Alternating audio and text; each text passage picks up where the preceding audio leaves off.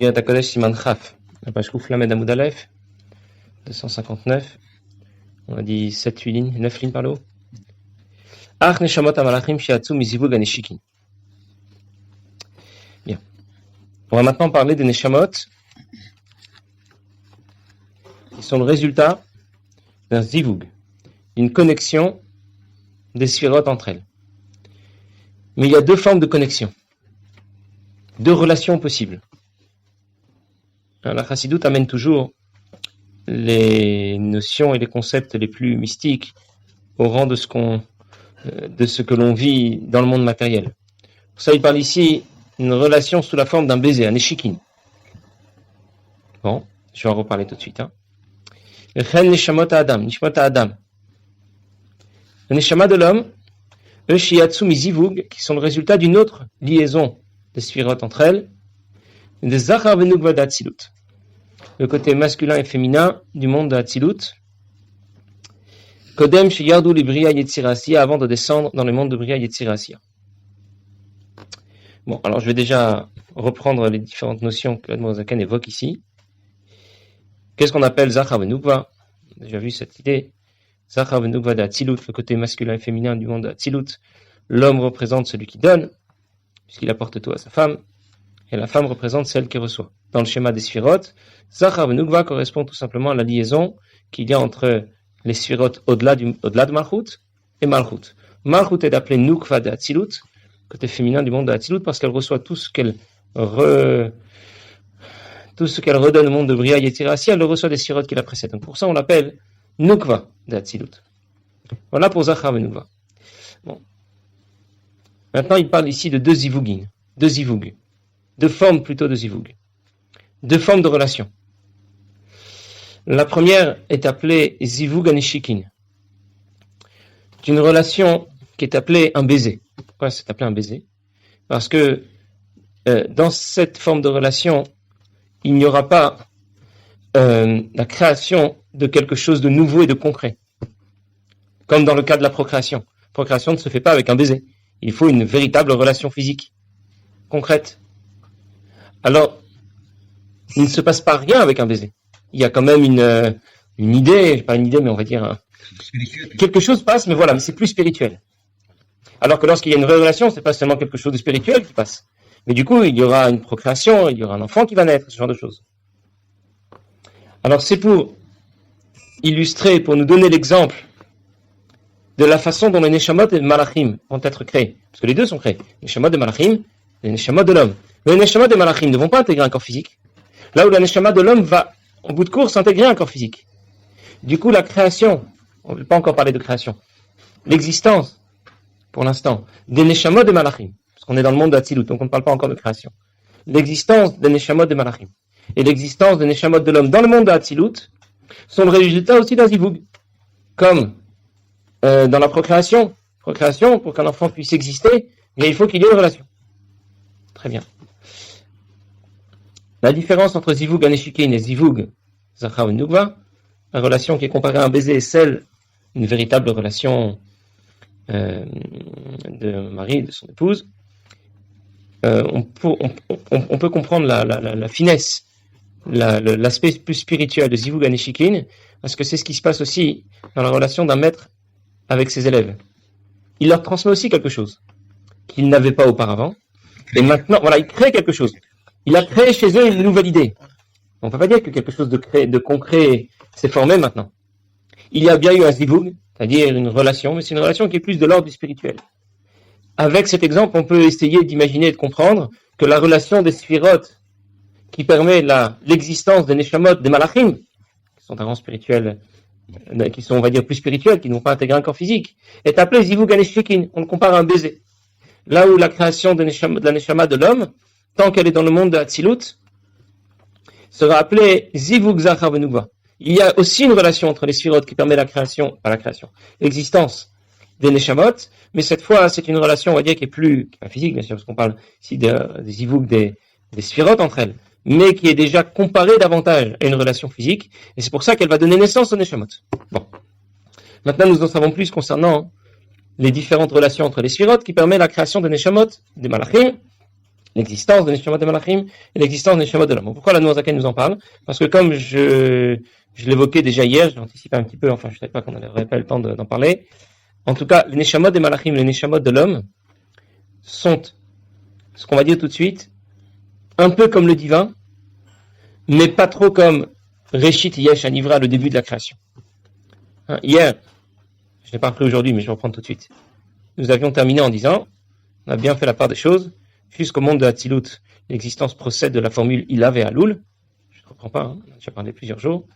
À partir du monde de Bria, de Yetzira et de Asiya, l'existence, la création prend place et elle procède de la formule Yesh Ma'ayin. Puis là, nous avons demandé, mais où se fait la transition? Qu'est-ce qu'on va classer dans Elokut, le divin, et qu'est-ce qu'on va classer du côté de la création? Alors pour l'instant, on a fait la part des choses en deux. Du côté du divin, nous avions trouvé Neshama des 10 sphirot de Bria Yetzira Asiya, c'est-à-dire la lumière la plus haute, qui est donc du rang de Neshama, au-delà de Nefesh et Ruach, qui va intégrer les mondes de Bria Yetzira Asiya, qui elle-même provient des 30 kelim de Malchut d'Atzilut, c'est-à-dire Malchut d'Atzilut dans sa dimension la plus haute, la Shania dans sa dimension la plus haute. Et puis du côté de la création, nous avions trouvé les Sphirot de Bria Yetzira Asiya, même les Orot, les lumières qui sont appelées Nefesh et Ruach, qui sont donc en dessous de Neshama, et qui vont intégrer les Sphirot des mondes de Bria Yetzira Asiya. On y trouvait aussi, dans cette catégorie, les Chalot de Hatzilut, les palais, les lieux de résidence, où vont évoluer les Neshamot et les Malachim du monde de Hatzilut. Dans cette catégorie, nous avons aussi classé le gouffre des Malachim, qui est un gouffre plus spirituel, bien sûr, c'est un corps, mais un corps qui n'est composé que de 2 éléments sur 4, l'air et le feu. Et pour l'instant, tout était très simple et très clair. Il y a d'un côté ce qui est apparenté au divin, les kelim des Sphirot du monde de Hatzilut, et les Orot, Neshama, qui viennent intégrer Bria Yetzira Asiya. Le reste était apparenté à la création. Maintenant, la Noazaken va nous dire qu'il y a les Neshamot des Malachim et les Neshamot de l'homme dans le monde d'Hatzilut, qui sont à mi-chemin entre le divin et la création. On ne peut pas parler vraiment de création à ce stade. Elles existent, mais elles n'ont pas encore été créées dans l'idée Yesh Ma'ayin, avec le sentiment de Péroud, d'être différent et d'être éloigné de Dieu, comme dans tout ce qui appartient à Yesh Ma'ayin. Elles sont à mi-chemin, ça veut dire que en même temps, elles sont apparentées, les Neshamot des Malachim, les Neshamot de l'homme, dans le monde d'Hatzilut, au divin, mais en même temps, elles ne le sont pas vraiment, pas comme les Kelim des Sphirot du monde d'Hatzilut, parce que les Neshamot des Malachim et les Neshamot de l'homme dans le monde d'Hatzilut ne sont pas en mesure de créer quelque chose Yesh Ma'ayin. En même temps, elles n'appartiennent pas au Yesh Anivra, parce qu'elles sont suffisamment effacées devant Dieu, elles ont ce bitoul qui caractérise le système Ilav et Alul. En même temps, elles ne sont pas complètement intégrées au divin, dans le sens où elles ne sont pas en mesure de créer Yesh Ma'ayin. Donc si on veut récapituler, il y a ici 3 catégories. Il y a le divin qui est en mesure de créer Yesh Ma'ayin, les Sphirot du monde de Hatzilut. Neshama, la lumière qui est appelée Neshama, qui émane des 30 kelim des Malchut de Hatzilut et qui vient intégrer les mondes de Bria Yetzira Asiya. Et ces 2 éléments que nous décrivons appartiennent au divin. Quelle dimension du divin? Celle qui est capable de créer Yesh Ma'ayin. Dans la catégorie en dessous, on retrouve les Neshamot des Malachim, les Neshamot de l'homme dans le monde d'Hatzilut, avant qu'elles ne descendent dans les mondes de Bria Yetzira Asiya. Et ces Neshamot sont aussi apparentées au divin, mais pas totalement, parce qu'elles ne sont pas en mesure de créer quelque chose Yesh Ma'ayin, contrairement aux éléments précédents.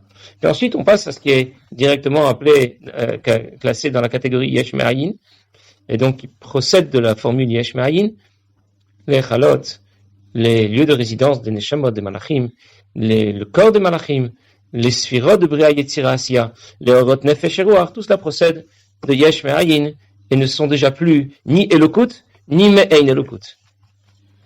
Einan Bichlal Yesh Vedavar Nifrad Bifnatzmo. Les Neshamot des Malachim et les Neshamot de l'homme ne sont pas encore classés dans la catégorie Yesh. Ce n'est pas encore Yesh Ma'ayin.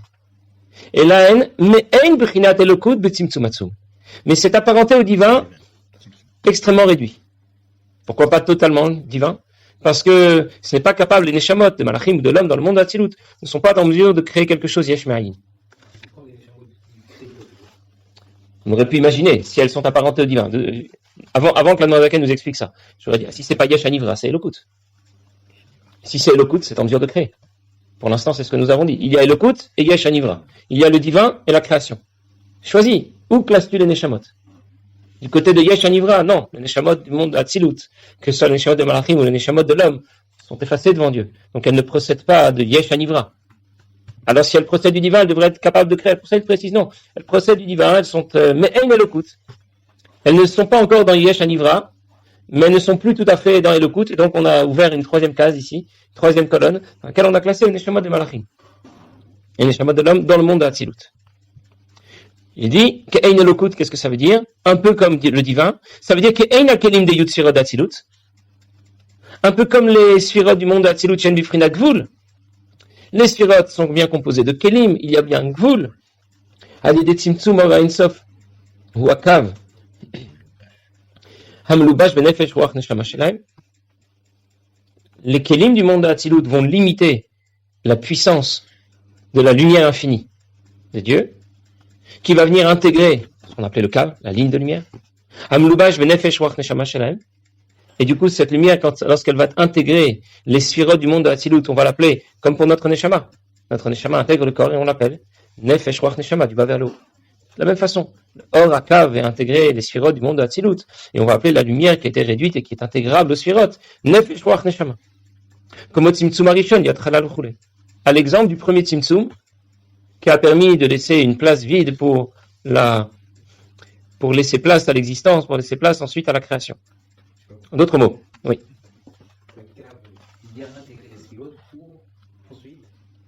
Le cave ne peut pas venir en direct, on va beaucoup en parler dans la suite. Ouais. Le cave, si le cave venait briller directement dans le monde de Hatzilut, il va pulvériser tout le système. Okay. Donc il faut un transformateur, il faut un Tzimtzum. Non, alors ce qu'il disait ici, puisqu'on parlait des sphirotes du monde de Hatzilut, ces sphirotes de Hatzilut sont bifrinat gvul, sont limitées, et elles viennent intégrer la lumière du cave.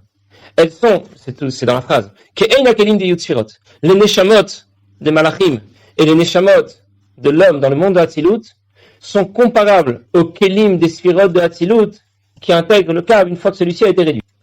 Les notions sont abstraites, mais c'est pas, dans l'idée, c'est pas difficile. C'est que simplement on parle de choses qu'on maîtrise pas. Essaye d'expliquer à une neshama dans le Gan Eden, c'est quoi une pizza. Il va avoir les mêmes difficultés. C'est quoi une pizza? C'est quoi de l'argent? Il a aucune idée, cette Neshama n'a aucune idée de ce que ça peut vouloir dire. Ça veut dire quoi manger? Alors il faut lui donner des exemples. En même temps, il faut toujours regarder en ligne de mire pourquoi la Noirzaken vient disserter ici sur les sphirotes, les malachim et tout le reste. Notre objectif, et quand on a tout ça en tête, alors on avance plus facilement dans tout Siman, c'est d'expliquer que dans la création la plus concrète, et donc dans les mitzvot qui vont être accomplis le plus concrètement possible, on va retrouver le divin dans sa dimension la plus haute. C'est pour ça qu'on a évoqué ici le Kavor Ensof. Pourquoi tout à coup, il vient nous balancer un Kavor Ensof. Parle-moi seulement des sphirotes, j'ai compris. Tu m'as expliqué ce qu'étaient les sphirotes du monde d'Hatzilut. Et tu me dis qu'elles sont apparentées aux Neshamot de Malachim et de l'homme dans le monde d'Hatzilut. Elles sont Ein Elokut. Alors je veux bien les sphirotes, elles sont en mesure de créer quelque chose d'Eshmaï. Il n'est pas les Neshamot. Parfait, je comprends. Pourquoi maintenant tu évoques le Kav? Parce qu'on va en parler encore dans la suite du Siman et notre objectif c'est d'expliquer que la lumière la plus haute va se retrouver au niveau le plus bas de tout le système. Contrairement à ce qu'on aurait pu penser. Nous, dans ce monde, on est très loin de l'essence de Dieu. On est très loin du divin dans sa révélation. Mais l'essence de Dieu se retrouve précisément où? Pas dans les sphirotes du monde d'Hatzilut, pas dans les Neshamot des Malachim ou dans je ne sais quoi, mais précisément dans le Lulav et le Etrog que je vais secouer, dans le cuir des Tfilin. Dans ça, je vais retrouver l'essence de Dieu mieux qu'ailleurs, mieux que partout dans tout le système. C'est-à-dire la puissance d'une mitzvah lorsqu'elle est accomplie pas seulement du fait de la kavana. Parce que quand on accomplit une mitzvah, là, on pourrait dire, bon voilà, j'ai accompli ce qu'on attendait de moi, il y a une intention qui a été réalisée, la volonté de Dieu s'est accomplie, tout ça c'est très bien, et c'est vrai. Mais c'est pas seulement ça. Dans l'objet matériel lui-même, je retrouve l'essence de Dieu. Pour ça, tout à coup, il a intégré ici, tu sais, les sphirotes, on y trouve Or Akav Betzimtzum Gadol. Alors, il a été contracté au niveau des sphirotes, mais on va expliquer plus tard que ce Or Akav qui a été contracté au niveau des sphirotes, mais c'est lui-même que je retrouve dans la mitzvah qui a été accomplie concrètement. Nous savons, Da Eloka Bicha Vavdeu Belev Shalem. Quand on connaît un peu plus Dieu, même si c'est très abstrait, tout ça pour nous, mais ça nous donne une approche au moins qui fait que quand on se retrouve devant le Sidour et qu'on s'adresse à Dieu, on parle pas à Dieu comme ça, et même si ces notions sont un peu virtuelles et abstraites pour nous, mais on a déjà une conscience un peu plus sérieuse que si je dis je parle à Dieu. Et je sais pas de qui je parle. La lumière de Dieu est trop puissante, oui, parce que la lumière de Dieu, avant de pouvoir intégrer notre monde matériel, t'imagines qu'il n'y a pas un fossé entre le spirituel et le matériel. C'est énorme. Entre l'infini spirituel et le fini matériel. Tu as compris que c'était pas juste un étage à descendre. Donc il en faut des tzimtzumim. Et puis on va expliquer comment il y a une coordination de plusieurs kochot, j'essaie de traduire mais c'est pas toujours évident, de plusieurs forces divines, coordination. Imagine qu'on veuille construire un avion. Tu demandes à un mécanicien ou à qui? Ou à un ingénieur? Il faut une coordination, il faut des ingénieurs, il faut des mécaniciens, il faut des techniciens, il faut un directeur financier, il faut un directeur de ressources humaines, et cette coordination de moyens va permettre, à partir de métal, on va faire un avion. Et après, pour le faire voler aussi. Donc c'est pas juste, Dieu crée le monde. Bien sûr, au point de départ, il y a Dieu, mais après, il y a un shilou vakochot, il y a une coordination de moyens qui tous émanent de Dieu, mais qui vont s'orienter de façon différente pour produire la création physique. Parce que sinon, de Dieu lui-même, qui est infini et complètement au-delà de tout ce qu'on peut appeler spirituel ou matériel, tu peux ni dire qu'il est spirituel, ni dire qu'il est matériel, et il est infini, et tout ce que tu vas dire, c'est déjà en dessous de la réalité. À la fin, ça c'est ton point de départ, ton point d'arrivée, c'est le monde concret dans lequel nous existons, où le divin n'apparaît pas, c'est pas une brèche qu'il y a à franchir, c'est un saut énorme. Donc tu comprends que tu ne le franchis pas comme ça. Pour ça, il doit y avoir plusieurs tzimtzumim. Il faut un système, je vais pas dire intelligent, mais il faut un système qui a été conçu pour ça. C'est pas simple de passer de Dieu qui est infini à la création qui est matérielle et complètement limitée. Il faut tout un système, ça se fait pas comme ça. Mais une fois qu'il l'a fait, on essaie de comprendre comment il a organisé les choses. Ok, on s'arrête là pour aujourd'hui.